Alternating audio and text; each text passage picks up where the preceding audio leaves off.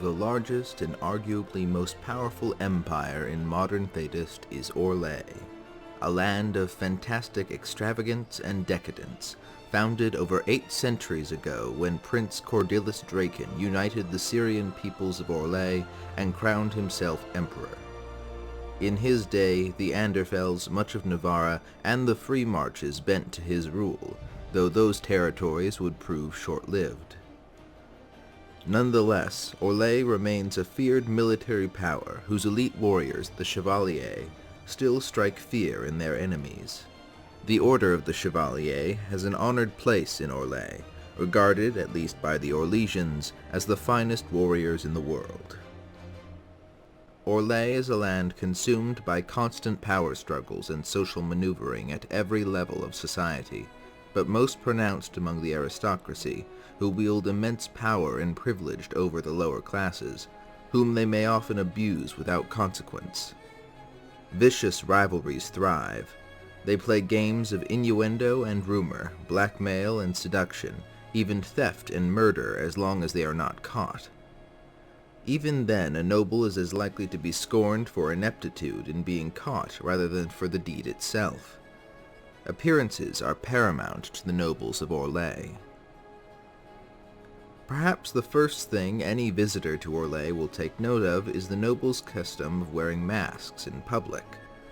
This deeply ingrained practice sets the nobles and their servants apart from the commoners, and is integrated into their power games. The masks are meant to match one's family colors and heraldry, with servants wearing matching masks of lower quality in public.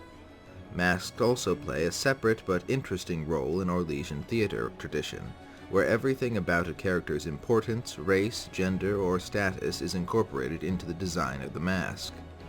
The mask is the role. Thus, actors of any age, gender, or appearance may play any role if the director believes they can sell it. Outside the theater, wearing a mask with heraldry or colors one has no claim to can carry consequences from the Council of Heralds, the body of nobles that meticulously regulates such things and resolves disputes of titles and inheritance. All power rests with the emperor or empress in Orlais. Titles granted from the Council of Heralds come from their authority, and the titled nobles own all the land of Orlais.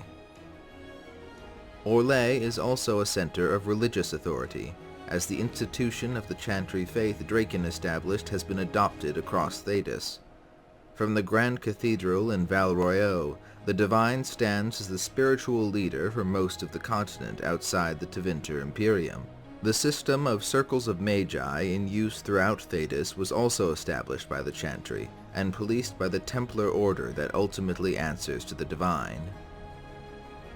In recent decades, Empress Celine has endeavored to transform Orlais into a capital of culture, working to promote the University of Orlais as a destination of study for young nobles from across Thedas.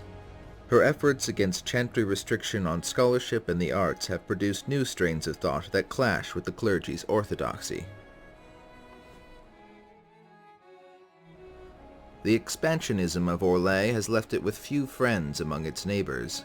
Of note, the elven nation of the Dales was conquered and absorbed into Orlais during the Glory Age. Neighboring Ferelden was conquered by Orlais and occupied for most of the Blessed Age before they ultimately threw off Orlesian rule. Despite efforts by Empress Celine to repair ties between the two nations, many in Ferelden carry a grudge against the Empire, and some in Orlais still fantasize about reclaiming their old province.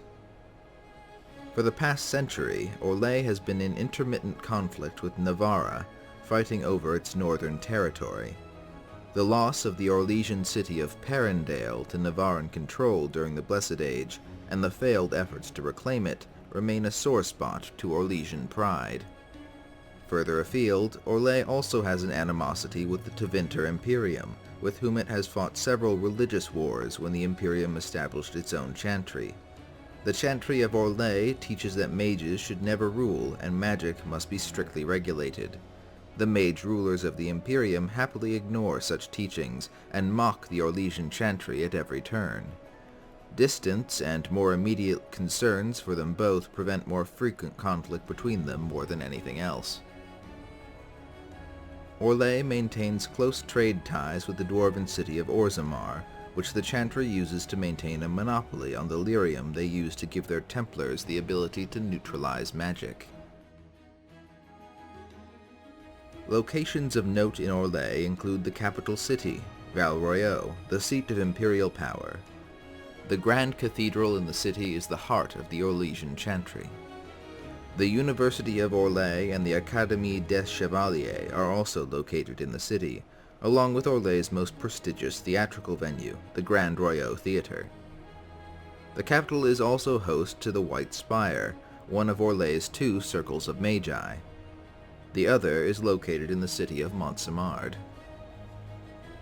To the south, the Dales remain the site of many elven ruins, both from the Kingdom of the Dales and the Ancient Elves, the latter especially in the largely unexplored Arbor Wilds far from Orlesian control.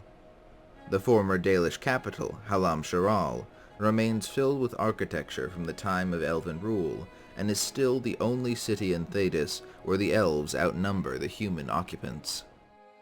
The reigning Valmont dynasty traditionally spends part of the year in the Winter Palace built outside the city walls. The arid western approach stands between Orlais and the uninhabited steppes and forests to the west. It was the site of major battles with the Darkspawn during the Second Blight, when Darkspawn streamed out of the massive chasm that is the Abyssal Reach. Their poison has left it a wasteland that has never recovered even 800 years later. An ancient dwarven-built outpost of the Grey Wardens, Adamant Fortress, sits at the edge of the Reach. The region is site to structures that date back to when Tevinter ruled most of Thedas, long before the founding of Orlais. Further north, Orlais is bounded by the inhospitable Tirishan Forest, said to be inhabited by strange, savage elves. The settlement of Seralt sits at its border, a place renowned for its strangeness and producing some of the best glasswork in Thedas. The ruined Tevinter fortress of Andoral's Reach sits at the northernmost point of Orlesian territory, by the Hunterhorn Mountains that separate it from the Anderfells. It was briefly used as a headquarters by the rebel mages after the Circles revolted in 940 Dragon, but otherwise hasn't been used since the Alamari sacked it 1,000 years ago. Though unpopular with its neighbors, few in Orlais care. To the nobles of Orlais, the superiority of their culture and empire is a self-evident truth. The commoners aren't in a position to disagree. Whether anyone likes it or not, Orlais is too powerful and influential to be ignored. Well, that's my traveler's guide to Orlais, my way of capping off my videos on this country, at least until I think of something else I might want to add. I think I've covered everything important about it. In the long run, I want a whole playlist of these videos, but I'm sort of waiting to get more information on the rest of Thedas. I want to have as deep information on Tevinter or Ravain as we do Orlais and Ferelden, and I'm anticipating a lot of lore being added in the next game when it moves north. I could probably do the free marches, but that's an interesting case since you can only say so much about those cities as a group.